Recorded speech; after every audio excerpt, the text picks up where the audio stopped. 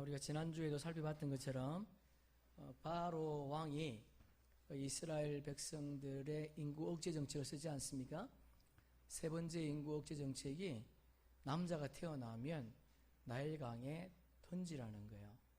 그런데 바로 모세의 부모가 셋째 아이를 가졌는데 그 아이가 태어났는데 보니까 남자였습니다.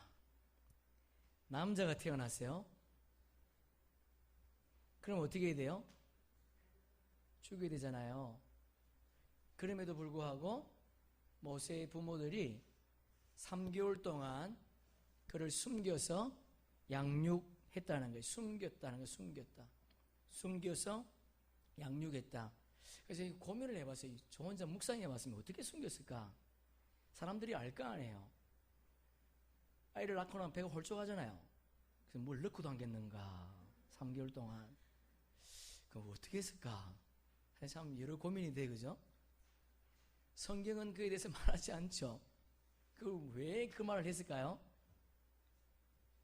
그들의 신앙을 소개하려고. 그래서 그들을 레위 사람이라 그렇게 소개하죠. 레위 사람이라. 3개월 동안 숨겨서 도저히 이제 더 이상 숨길 수가 없어서 그냥 내보낸 것이 아니고 뭘 만들어요? 갈대상자.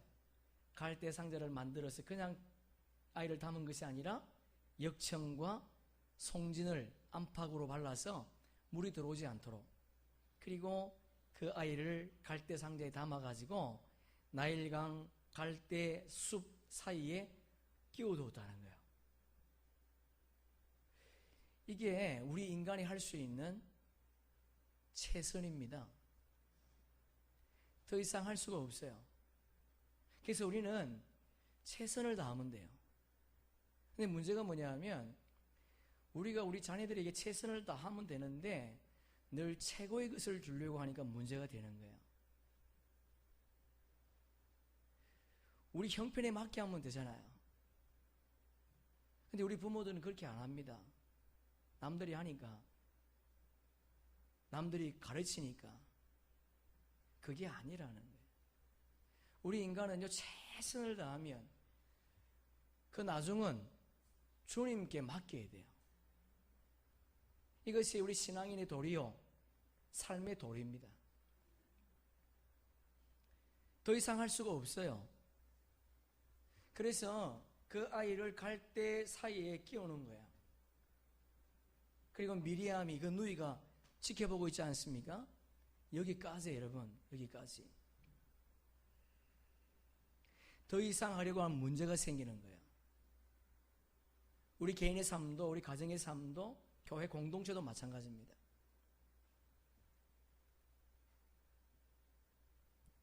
또 하나는 우리가 최선을 다하지 않으면서 하나님 앞에 자신의 삶을 내놓으면 안 되겠죠.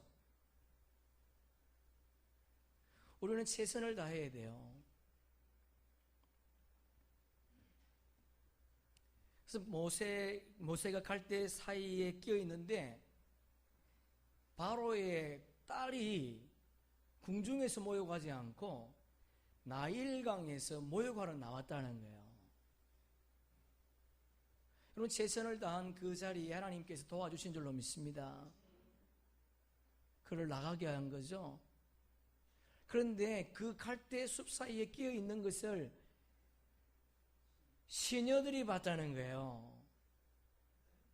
아니, 본 것이 아니고 바로의 딸이 봤다는 겁니다. 지금 정작 봐야 될 사람은 누구예요? 시녀들이죠. 주위를 살펴야 되니까 경호를 해야 되지 않습니까? 6,000km가 되는 그곳에 그들이 함께 나와서 나온 목적은 그냥 거닐기 위해서 나온 것이 아니고 바로의 딸을 보호하고 지키기 위해서 나왔단 말이에요. 그러면 그들이 봐야 됨에도 불구하고 하나님은 그들의 눈을 가리시고 바로의 딸에게 그 상자를 보게 했다는 거예요. 바로의 딸이 그 상자를 가지고 오라 그래서 뚜껑을 열어보니까 모세가 아이가 울었다는 겁니다. 이것이 어떻게 우연이라고 말할 수 있겠어요?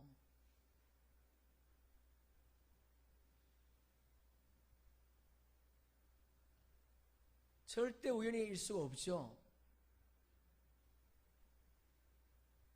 그럼 바로의 딸이 그 아이를 보니까 할례를 받았어요. 히브리 아이입니다. 자기 아버지가 뭐라고 명령했습니까? 남자아이를 죽이라 그랬거든요. 죽여야 됨에도 불구하고 그 바로의 딸이 그 아이를 보니까 부모의 심정이 전달된 거예요. 아이를 보니까 핏덩어리가 아닙니다. 갓 태어난 아이가 아니에요. 벌써 3개월 이상, 4개월 이상 지난 아이예요.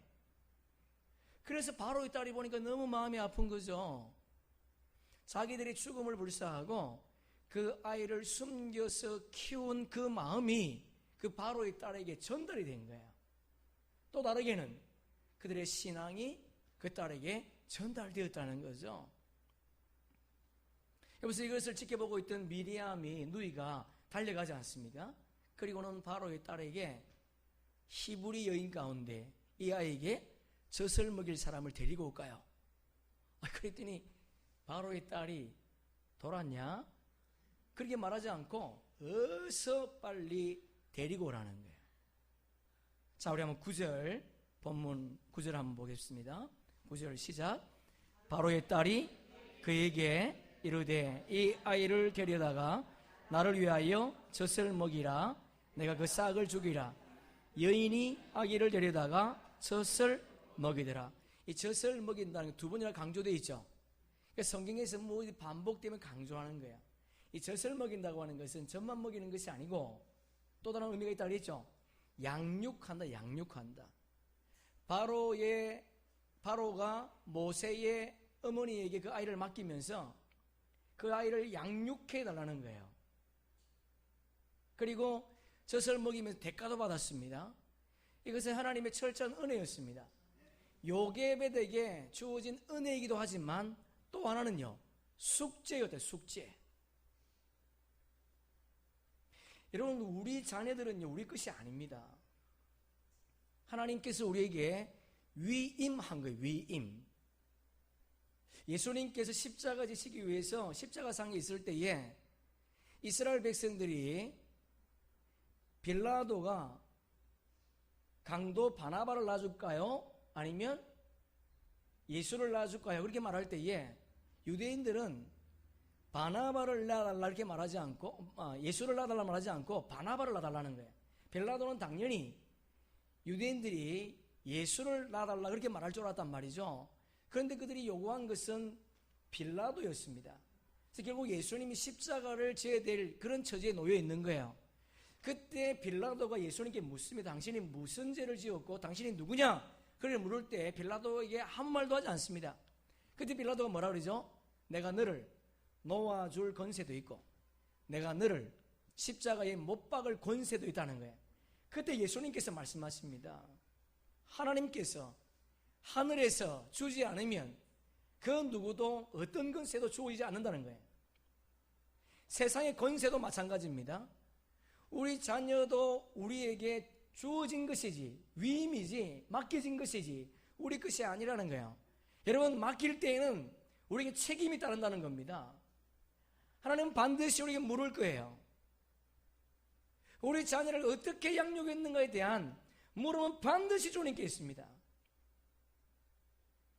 그럼 바로의 딸이 요게벳에게 그 아이를 맡길 때에 요게벳에게는 은혜였지만 또 하나는 숙제가 생겼습니다. 어떤 숙제일까요? 이 아이에게 바른 정체성을 심어주는 거예요. 그 아이에 무슨 정체성을 심어줘야 되겠습니까? 첫째는 너는 히브리 사람이다. 할렐루야. 둘째는 너는 하나님의 사람이다. 셋째는 너를 통해서 하나님께서 일하시기를 원하신다. 그 일이 뭐죠? 애굽에 있는 이스라엘 백성들을 약속한 가나안 땅에 이끌기를 원한다는 것을 누가? 요게벳이 아이에게 가르쳐야 되는 것이 숙제였다는 거예요. 여러분, 지금도 이스라엘 백성들은 아이들에게 젖을 먹일 때 토라를 읽어줍니다. 어떤 부분은 심지어 젖꼭지에다가 토라를 새겨요.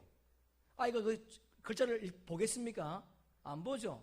아이가 그 토라를 읽어주면 듣겠습니까? 듣습니다, 여러분. 히브리 사람들은 육체는 어리지만 영은 어리지 않다고 믿었다는 거예요. 왜? 성경이 이렇게 말하고 있으니까. 엘리사벳, 여러분 기억나죠? 엘리사벳이 나이 늙어서 아이를 가졌습니다. 6개월이 되었어요. 그때에 천사 가브엘이 마리아를 찾아가지 않습니까? 동정녀 마리아를 찾아가요. 그리고 동정녀 마리아에게 네가 아이를 잉태했다는 거야. 그때 마리아가 뭐라 그래요? 내가 남자를 모르는데 어떻게 그런 일이 있습니까? 모른다는 것이 뭐죠? 바보라는 거 아니죠. 관계를 갖지 않았다는 거예요. 아이가 생겼습니다. 그래서 천사가 엘리사벳을 찾아가 보라는 거예요. 여러분, 엘리사벳을 찾아갔는데 엘리사벳이 아이를 잉태했습니다. 그 아이가 누군가요? 세례요한. 여러분, 세례요한이 마리아의 태 속에 있는 예수를 보고 기뻐 뛰었다는 거예요. 무엇이 뛰었다는 거지요? 영이 뛰었다, 영이. 여러분, 어린아이는 육신은 어리지만 영은 어리지 않습니다. 우리의 영은 어리지도 않고 늙지도 않습니다.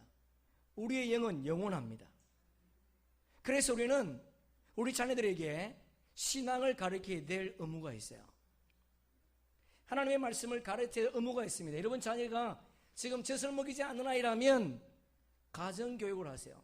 아니, 가정예배를 드리세요. 아니면 큐티를 하세요. 말씀을 나누세요. 아이의 영혼은 지금도 살아 숨쉽니다. 그 아이에게 바른 신앙을 가르치는 주의 백성 되기를 축복합니다. 우리 잠언서 함께 읽습니다. 마땅히 행할 길을 아이에게 가르치라.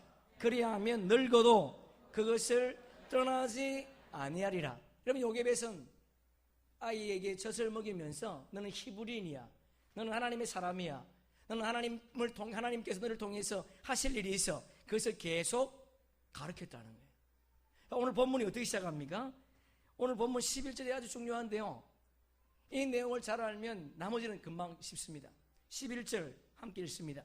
모세가 장성한 후에 한 번은 자기 형제들에게 나가서 그들이 고되게 노동하는 것을 보더니 어떤 애굽 사람이 한 히브리 사람 곧 자기 형제를 치는 것을 본지라. 자, 줄 한번 칩시다. 장성한 후에.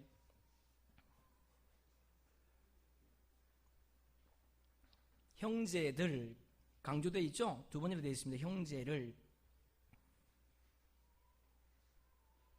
어떤 애굽 사람 친지라. 보더니 친지라. 아주 많은 단어가 기록이 되어 있어요.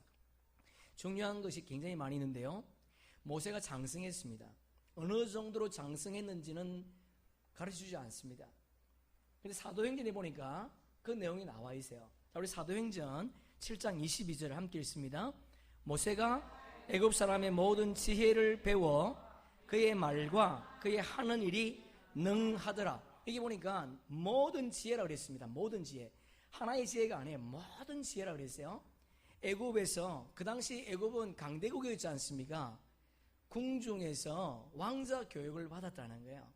근데 그 교육을 받았는데 학문, 그 말, 문물, 학술 모든 것이 능했다. 바꿔 말해서 리더로서의 모든 요건을 다 갖추었다는 거예요. 예? 모든 것을 갖춘 때가 언젠가 보니까 7장 23절 함께 읽습니다. 나이가 40이 되매 그 형제 이스라엘 자손을 돌볼 생각이 나더니. 40이 돼, 40. 지금 보니까 모세의 나이가 40입니다. 근데 그 뒤에 보니까 뭐라고 되어 있어요? 그 형제 이스라엘 자손을 돌볼 생각이 나더라. 그러니까 모세는 자기가 히브리인이라는 것을 알았다는 거예요. 둘째는요, 그가 하나님의 자녀인 것을 알았다는 거예요. 셋째는요, 그가 하나님의 백성들을 하나님이 약속하신 가나안 땅으로 인도해야 될 사람이라는 것을 알았다는 거예요. 여러분, 40이라고 하는 단어가, 40이라는 말이 저도 몰랐어요. 이번에 보니까 이스라엘 백성들은 자기에게 주어진 사역을 시작할 때가 몇 살인가 하면 30세입니다. 그래서 예수님께서도 30세에 사역을 시작했어요. 그 당시 애굽의 궁중에서는 사역을 시작할 때에 나이가 몇 살인가? 40세였다는 거예요. 그럼 뭘 의미하는 겁니까? 모세는 모든 조건이 갖추어져 있는데 40대까지 참았다는 거예요. 아니, 기다렸다는 겁니다. 그러니까 40세가 되어서 자기 형제를 돌아볼 마음이 있었던 것이 아니고 이전부터 준비가 되어 있었고 돌아볼 마음이 있었고 자기 형제를 구원할 마음이 있었는데 그때까지 기다렸다. 모세가. 그럼 모세가 그때까지 기다렸다는 거예요. 아, 이제는 내가 하나님의 일을 해야 되겠구나. 그것을 깨닫고 40세가 되어서 그 형제들을 돌아보기 시작했다는 거예요. 그래서 나가서 보니까 보더니 본지라 되어 있죠. 본다는 단어가 두 번 또 기록되어 있습니다. 본다는 우리가 창세를 통해 살펴봤죠. 라아라는 단어죠. 주도 면밀하게, 계획적이게, 계획성을 가지고 봤다는 거예요. 그러니까 의도성을 가지고 나가서 의도성을 가지고 주도 면밀하게 봤다는 거예요. 어디에서 나갔다는 거죠? 궁중에서 어디로?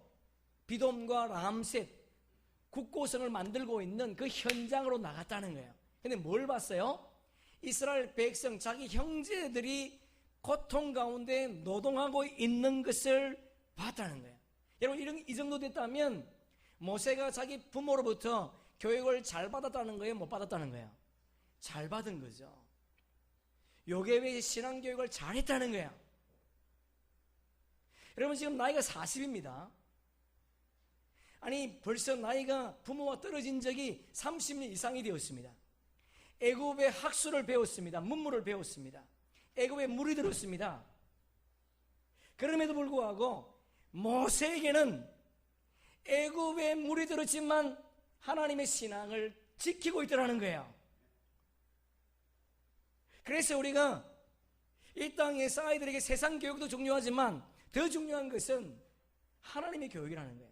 신앙교육. 왜? 그것만 남는 거니까. 여러분, 그것만 남는 거예요, 결국은. 그래서 우리 아이들에게 세상의 가치관이 아니고 하나님의 가치관을 심어줘야 됩니다. 우리는 아이들에게 세상의 목적이 아니고 하나님의 목적을 심어줘야 돼요. 저와 여러분이 하나님의 가치관을, 하나님의 목적을 심어줄 수 있기를 축복합니다. 모세의 부모는 그 자녀가 어떻게 쓰임받을 걸 알았다는 거예요. 우리 부모가 뭐가 중요한가? 우리 부모도 우리 자녀가 어떻게 주님 앞에 쓰임받을 것인가? 그것을 알아야 된다는 거예요. 아무거나 무엇이나 가르치는 것이 중요한 것이 아니고 그 아이가 태어나면 저 아이가 하나님께서 무엇을 하기를 원하시는가? 그것을 알고 그 아이를 바르게 요게벳이 양육했다는 거예요. 40세가 되었지만 모세는 그것을 잊어버리지 않았습니다. 그것을 담고 있었다는 거예요. 이게 어떤 애굽 사람들이 있죠? 이 애굽 사람은 그냥 애굽 사람이 아닙니다.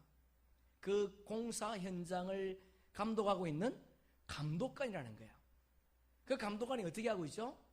자기 형제, 자기 동족을 때리고 있더라는 거예요. 예? 친다는 단어를 보면 계속 미알리로 되어 있습니다. 계속 치더라는 거예요. 모세가 그것을 보고 있다가 어떻게 행동하는가? 12절 보세요. 좌우를 살펴보니까 아무도 없어요. 정말 좋은 기회죠. 예? 생각해보세요. 아무도 없어요. 마침 요나가 니느웨로 가려고 선가에 갔는데, 아니 다시스로 가려고 니느웨로 선가에 갔는데 진짜 그 배가 니느웨로 가는 배가 아니고 다시스로 가는 배예요. 예? 참 웃기죠. 그러니까 가보니까 아무도 없어. 그래서 어떻게 했다는 거죠?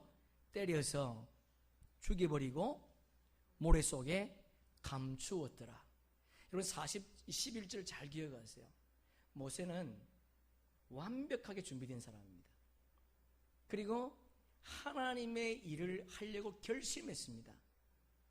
근데 문제가 뭐냐? 모세는 자기 힘으로 하려고 했다는 거예요. 여러분, 우리가 실패하는 이유가 뭔지 아세요? 많이 배운 사람이, 똑똑한 사람이, 많이 가진 사람이 무엇으로 실패하겠습니까? 그것만 믿는다는 거예요.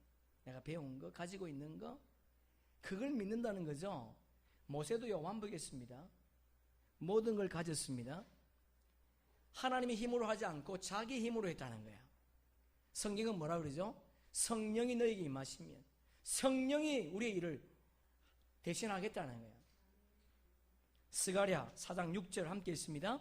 만군의 여호와께서 말씀하시되 이는 힘으로 되지 아니하며 능으로 되지 아니하고 오직 나의 영으로 되느니라. 할렐루야.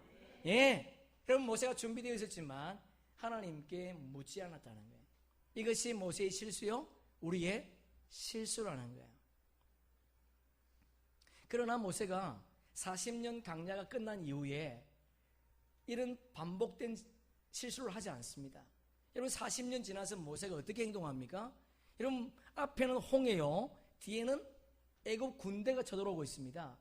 이스라엘 백성들은 모세를 죽이려고 하지 않습니까? 그때에도 모세는 하나님의 음성에 귀를 기울입니다. 이스라엘 백성들이 강야에서 먹을 것이 없을 때에 모세에게 돌을 치려고 그러지 않습니까? 그때에도 모세는 하나님께 귀를 기울였습니다. 물이 없을 때에도 귀를 기울였습니다. 아말렉과 전투할 때에도 귀를 기울였습니다. 그래서 여호수아는 전쟁터로, 모세는 산에 올라가서 기도했다는 거야. 모세가 10가지 재앙을 내릴 때에 여러분, 모세 입장에서 이해가 되겠습니까? 강계, 입학, 도구, 맥함장 10가지 재앙을 내릴 때 모세는 하나님께 토를 달지 않았습니다. 하나님께서 들려오는 대로, 시키는 대로 그대로 했다는 거예요. 그러나 강야를 지나지 않았던 모세는 그런 성숙함이 없었습니다. 그러니까 우리에게 중요한 것이 뭔가, 우리가 모든 것이 갖추어져 있다 할지라도 하나님의 때에 하나님의 음성을 들으면서 그 일을 감당하는 저와 여러분 되기를 주님의 이름으로 축복합니다. 우리 13절 봅시다. 13절 함께 읽습니다. 이튿날 다시 나가니 두 히브리 사람이 서로 싸우는지라 그 잘못한 사람에게 이르되 내가 어찌하여 동포를 치느냐. 이튿날 다시 나갔답니다.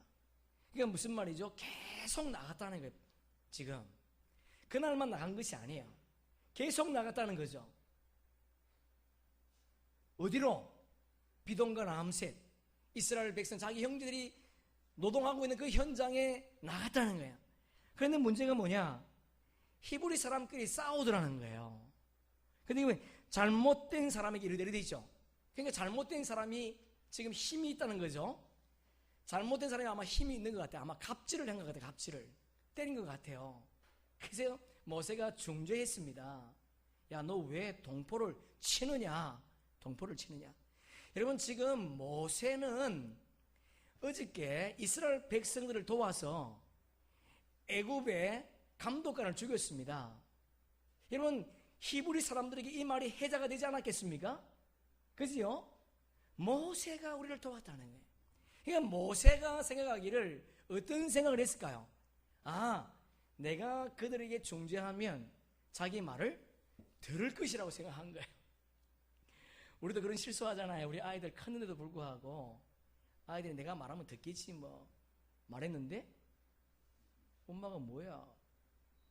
이건 뭐지 이거? 아빠가 뭐야? 이러면 와, 이거 심각하죠. 막 그때 어떻게 되죠? 뚜껑이 열리죠. 예? 그러기 전에 잘하라는 거죠. 그러기 전에 아이들이 그러기 전에, 예? 여러분 품에 있을 때 신앙교육을 바로 시키라는 거예요. 바른 가치관을 심어주라는 거예요. 이튿날 또 나갔습니다. 그래서 모세가 중재할 때에 자기 말 들을 줄 알았는데 모세가 뜻밖의 말을 듣습니다. 14절에 보면 세 가지 말을 들어요. 자, 14절 보세요. 자, 함께 읽습니다. 그가 이르되 누가 우리를 다스리는 자와 재판관으로, 네, 첫 번째 뭐예요? 네가 우리의 재판관이냐? 그러니까 지금 그 잘못한 사람이 하는 말이 뭐예요? 당신이 뭔데 내일에 상관하느냐 그런 말 아니겠습니까? 두 번째는요, 애굽 사람을 죽인 것처럼 나도 죽이려느냐? 에? 어제 애굽 사람 죽였는데 오늘 나를 죽이려고 그러느냐? 그렇게 말하죠. 세 번째는요, 애굽 사람에게 이 사실을 알리겠다는 거예요.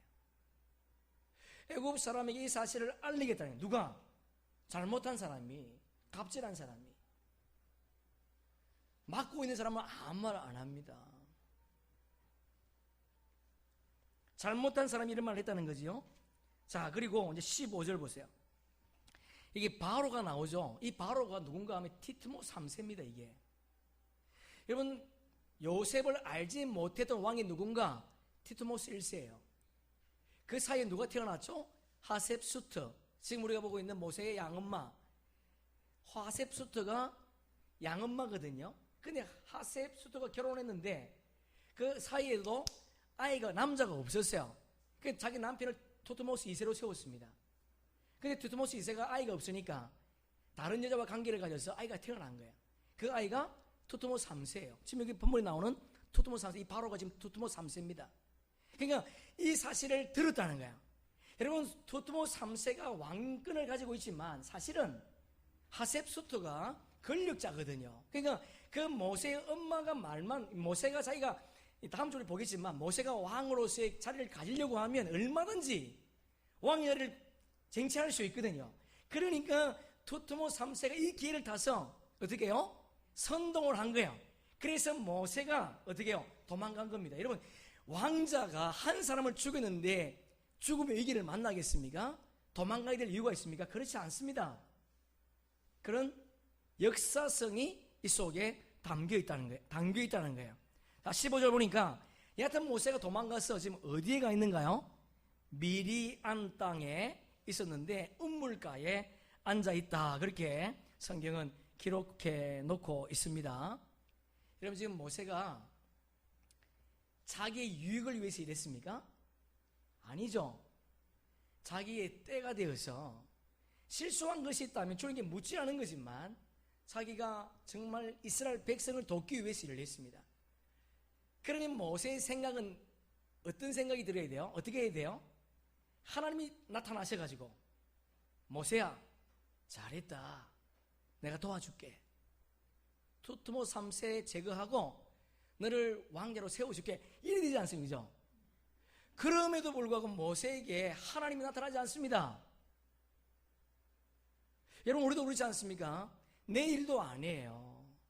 주님을 위해서 충성하고 봉사합니다. 심지어 선교사로 나가서 열심히 일하는데 부인이, 아내가 풍토병에 걸렸어요. 하나님 살려주세요. 죽어버렸습니다. 그럴 때 그 선교사의 마음속에 어떤 마음이 들을까요? 하나님께 섭섭한 마음이 들지 않겠습니까? 주님을 위해서 열심히 일했는데 주님이 안 도와주는 거야. 여러분, 모세가 섭섭한 마음이 들었습니다. 그래서 40년 후에 주님이 찾아오지 않습니까? 모세를 부르죠. 그때 모세가 몇 번을 거절합니까? 무려 5번이나 거절합니다. 하나님, 나이 40대 펄펄할 때 그때 안 도와주시고 이제 나이도 늙고 힘도 없는데 왜 지금 오십니까? 안 합니다. 나 5번이나. 여러분, 우리 만약에 하나님이 나를 부르면 어떡할까요? 2번 불러도 기절하겠죠. 네, 막 죽더라도 열심히 하지 않겠습니까? 한 번도 아니고 2번 들면요 정말 죽습니다. 여러분, 그분을 위해서 목숨 버립니다. 여러분, 찾아오셨죠? 성령으로. 모세가 섭섭한 마음이 들었다는 거예요. 여러분, 우리도 그럴 수 있습니다. 그러나 여러분, 하나님께서 우리가 주를 위해서 충성한다 할지라도 우리를 도와주지 않아도 그분은 살아계신 분인 줄로 믿습니다. 섭섭하다고 주님의 일을 포기하면요 당신 여러분만 손해예요. 그래서 우리는 사람을 보고 일하면 실수합니다. 실족합니다. 사람 보고 일하면 안 돼요. 하나님께서 나에게 맡겨준 사명, 주님이 나에게 허락하신 사명을 보고 달려갈 수 있는 주의 백성 되기를 축복합니다. 그래서 모세가 지금 15절에 보니까 미디안까지 도망가서 우물가에 주저앉아 있는 거야. 그리고 16절 보세요. 16절 보니까 미디안 제사장의 7 딸들이 아버지 양떼에게 물을 먹이려고 우물가로 왔습니다. 그게 어디예요? 모세가 있는 곳이에요. 모세가 있는 곳에 왔습니다. 근데 7 딸만 있어요. 아들은 어디 갔어요? 아들이 없습니다. 딸들만 있어요. 딸들만 7공주만 나왔어요. 그래서 7공주가 아버지 양떼를 물을 주기 위해서 우물가로 갔다는 거예요. 근데 우물가에 가보니까 어떤 일이 있었는가? 17절 보세요. 자, 우리 17절 함께 읽습니다. 목자들이 와서 그들을 쫓는지라 모세가 일어나 그들을 도와 그 양떼에게 먹이니라. 목자가 왔다는 것은 남자를 말합니다. 남자들이 미디안의 7 딸들이 물을 길렀는데 우물가에서 양을 먹이려고 하니까 여자들이니까 힘을 써가지고 쫓아버리고 그리고 자기들이 양떼에게 물을 먹이고 있더라는 거예요. 근데 그것을 누가 본 거죠? 모세가 본 거예요. 모세가 봐서 어떻게 합니까? 그들을 쫓아버렸습니다. 여러분, 모세는요, 이게 기질인 것 같아요. 그죠? 이게 모세의 특징인 것 같습니다. 모세는 불의를 보고 참지 못하는 거예요. 근데 다른 점이 있죠. 지난번에는요, 때리지 않습니까? 지금은요, 힘을 안 쓰고 그냥 쫓아버렸다는 거예요.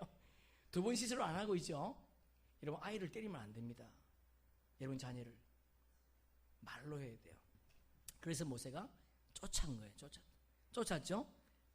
쫓아보냈습니다. 그리고 18절에 보니까 아버지가요, 이상한 거예요. 그 딸들이 너무 빨리 온 겁니다. 그래서 아버지가 물었어요. 너 왜 이렇게 일찍 왔냐? 그게 물으니까 뭐라고 대답합니까? 어떤 애굽 사람이 우리를 도와주어서 이 일이 빨리 끝났다는 거예요. 예?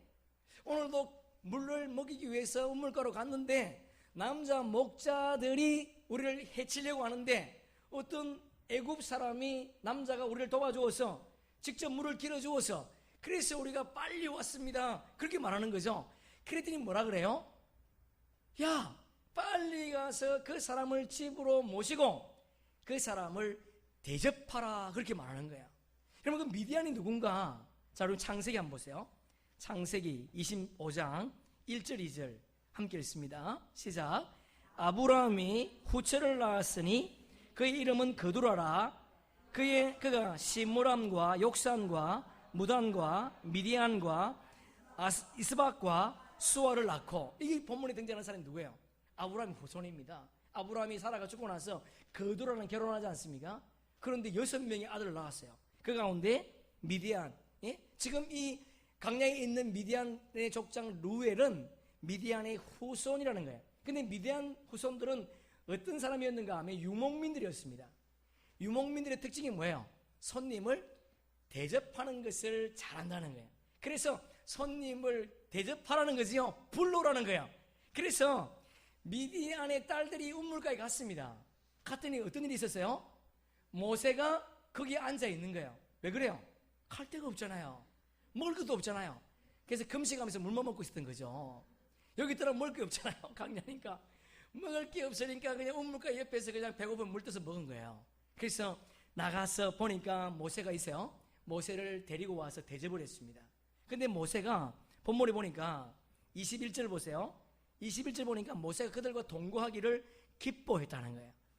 그리고 보니까 십보라와 눈이 맞았어요. 그래서 아버지가 모세에게 아무것도 없지만 모세를 보니까 심상치 않거든요. 야, 덩치도 괜찮고 뭔가 좀 있는 것 같아. 옷도 왕자의 옷을 입고 있고, 그래서 괜찮겠구나. 그래서 자기 딸을 줬다는 거예요. 아무나 주면 안 되죠. 자기 딸을 줬어요. 제가 우리 딸들에게 빨리 좀 결혼 좀 해라 그랬더니, 아빠 요즘 남자 같은 아이들이 있어요? 그러더라고. 우리 남자들이 참 조심해야 되겠어. 남자 같은 남자가 없답니다, 교회 안에.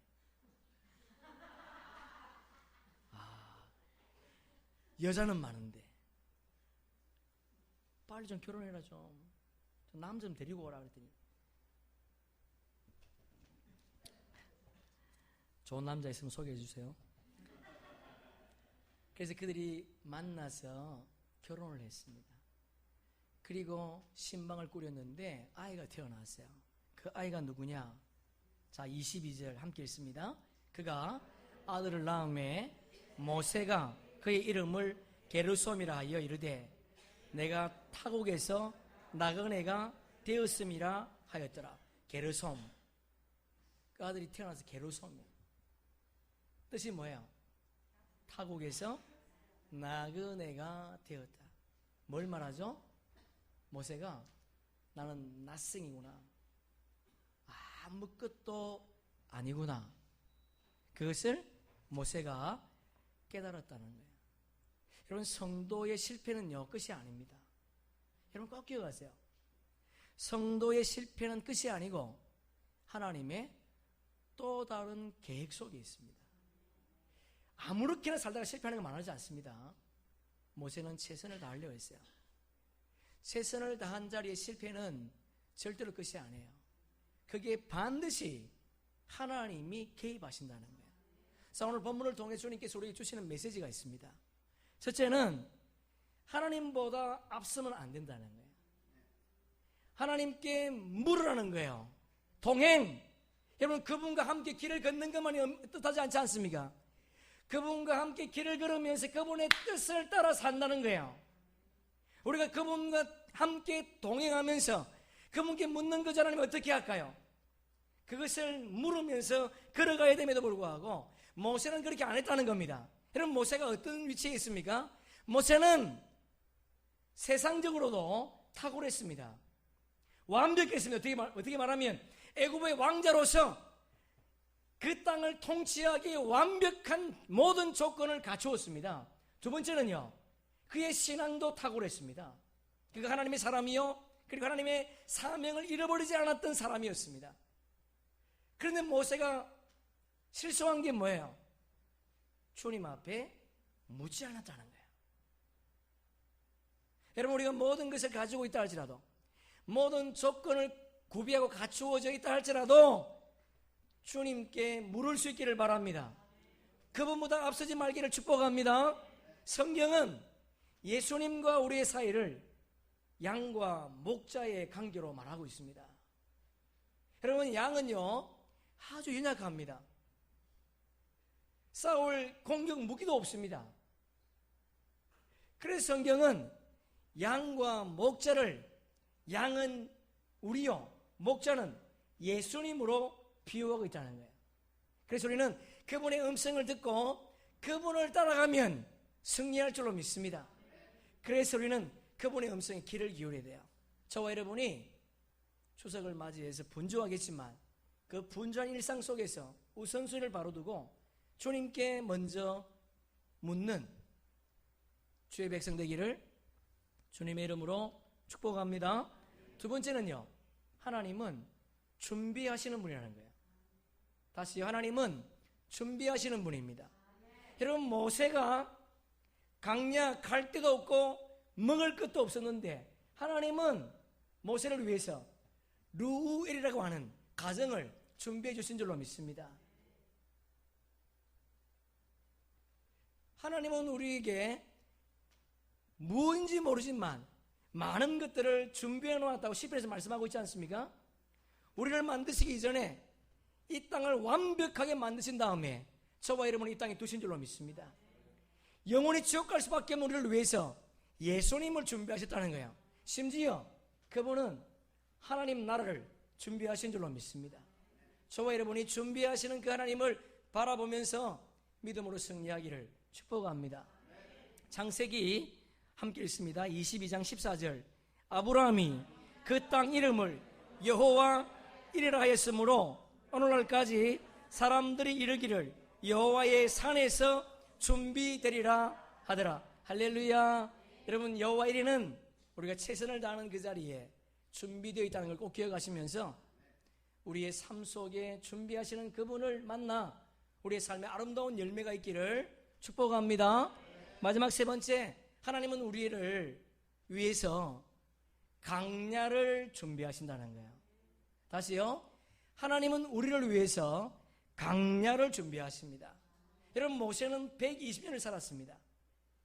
참 재미있는 것은 모세는 3대의 삶을 살지 않습니까? 우리 다음 주 다시 살펴보겠지만 40년을 애굽의 왕자로 살았습니다. 그 다음에 40년은요 강야에서 목자로 살았습니다. 강야에서 그냥 산 것이 아니고 목자로 살아요. 목자로. 세 번째는요, 이스라엘 백성들을 애굽으로 인도하는, 가나안으로 인도하는 지도자가 되었다는 거예요.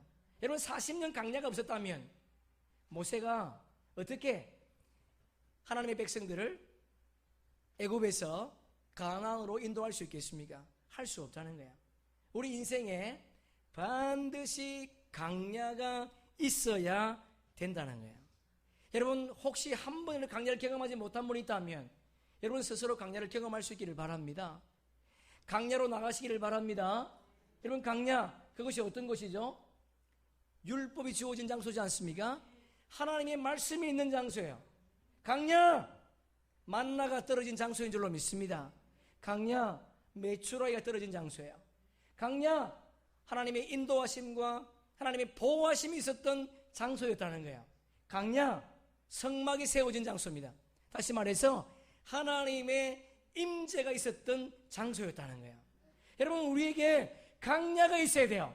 강야가 없으면 참된 하나님의 사람으로 살 수가 없습니다. 여러분, 꼭 기억하세요. 여러분, 강야가 없으면 참된 그리스도의 삶을 살 수가 없어요. 우리가 잘 알고 있는 것처럼 사울이 이스라엘의 초대 왕이 되었습니다. 그는 겸손했습니다. 그는 집안이 화려했습니다. 모든 것을 갖추었습니다.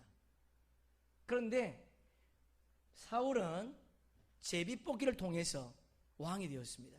그러나 다윗은 사무엘을 통해서 기름 부음을 받았지만 17세에 기름 부음 받은 다윗은 10년 이상을 강야 생활했다는 거예요. 강야가 있었던 다윗은 이스라엘의 가장 위대한 왕이 된 줄로 믿습니다. 할렐루야. 여러분, 강야 꼭 있어야 돼요. 강야가 없으면 실패합니다. 사울도 모세도 완벽한 사람이었습니다. 모든 것을 갖춘 사람이었습니다. 그럼에도 불구하고 그들은 강야가 없었습니다. 강야가 없었을 때에 그 모든 조건들이 그들에게 나싱이었다는 거예요. 그러나 강야를 경험한 이후에 그들의 삶은 하나님께서 쓰기에 합당한 자였다는 거 여러분 꼭 기억하시면서 하나님, 우리의 삶 속에 강야를 주시옵소서. 지금 강야를 걸어가고 있다면 그분의 임재를 경험하기를 축복합니다. 피하지 마시고 하나님, 나에게 강야를 허락하셨다면 그 강야에서 주님을 만나게 도와주옵소서. 그래 기도하다가 주님을 만나기를 소망합니다.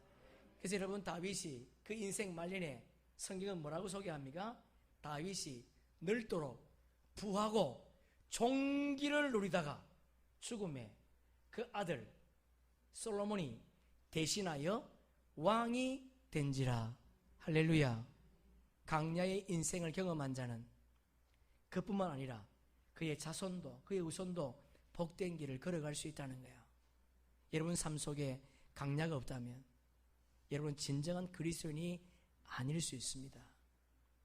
꼭 기억하시고 다시 한번 내 인생 속에 강야를 경험하고 그 강야와 더불어 하나님이 주시는 아름다운 열매를 이 땅에서 풍성히 맺는 주의 백성 되기를 주님의 이름으로 축복합니다. 아멘. 말씀을 정리하겠습니다. 나이 40, 모세가 아무 때나 일한 게 아닙니다. 40이 되었기 때문에 일한 것이 아닙니다. 그 사이의 통념상 40세가 될 때 주어진 사역을 할 수 있을 때라는 거예요. 그때까지 모세가 뭐 했다는 거죠? 기다렸다는 거예요. 그리고 준비했다는 겁니다. 모세는 완벽했습니다. 애굽을 통치하기에, 그 강대국을 통치하기에 완벽한 하나님의 사람이었습니다. 모든 지혜라고 말씀했습니다. 모든 지혜, 모든 학문과 모든 학술, 모든 문물에 능한 자였다. 그러나 그에게 부족한 것이 있었습니다. 하나님께 묻지 않았다는 거예요. 하나님께 묻지 않았다는 겁니다. 하나님보다 앞섰다는 겁니다. 여러분 꼭 기억하세요. 나에게 화려한 조건이 주어져 있다 할지라도, 내일 당장 좋은 오다가 떨어진다 할지라도 주님께 물으세요. 하나님, 이것을 할까요? 하지 말까요? 주님보다 앞서지 마시고 주님께 물으면서 우리 인생길을 걸어갈 수 있기를 축복합니다. 왜냐하면 그분은 준비하시는 분이기 때문에 우리를 위해서 그분은 항상 앞서서 준비하신다는 거예요. 그래서 우리는 그분께 물어야 됩니다.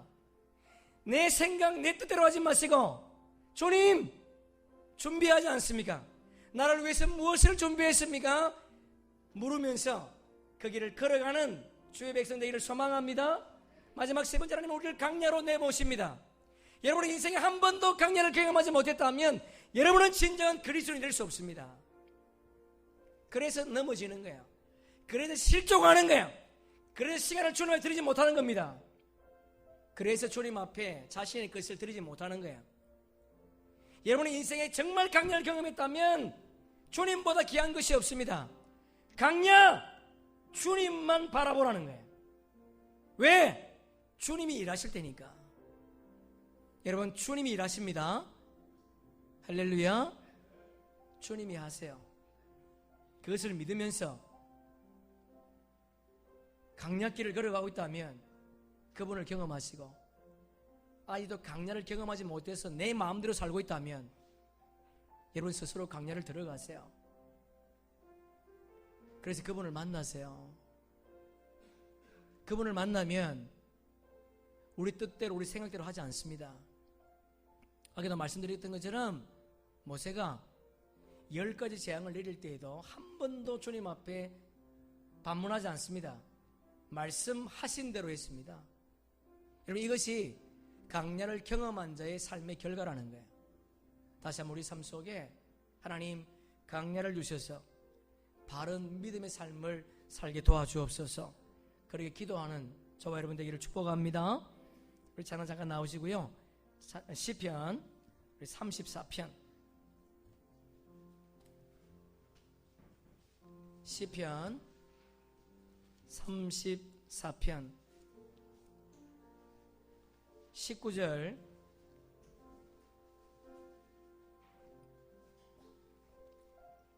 시편 34편 19절.